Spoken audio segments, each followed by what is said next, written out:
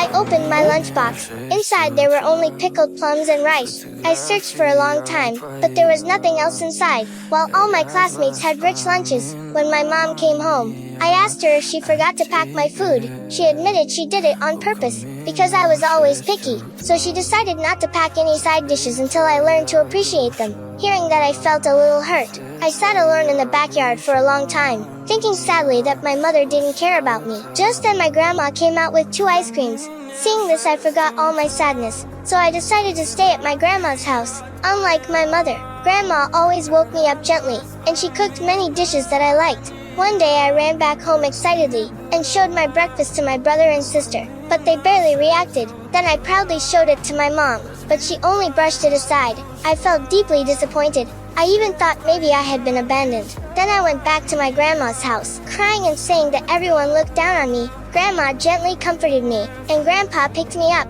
telling me that I was the most adorable girl in the world. As the days passed, I slowly got used to living with Grandma. I often learned cooking from her, or help her with housework. One day Grandma asked me to scrub the toilet, but I thought it was dirty, so Grandma gently told me a story. If you clean the toilet carefully, the toilet god will grant your wish. I believed her words, so I started cleaning the toilet seriously. Not only the toilet at home, but even the toilets at school.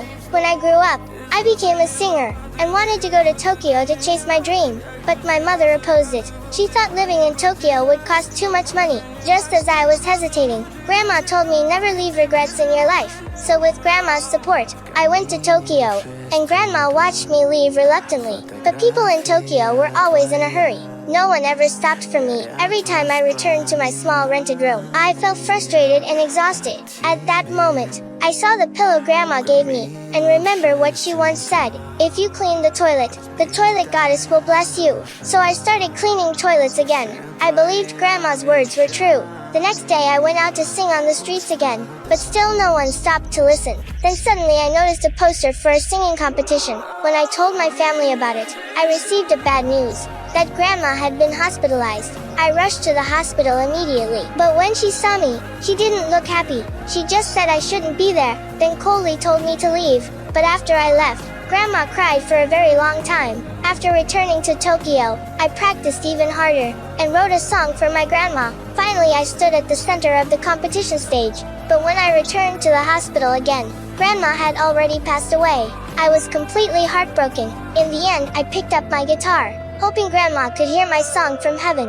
So do you love your grandma too? Please comment.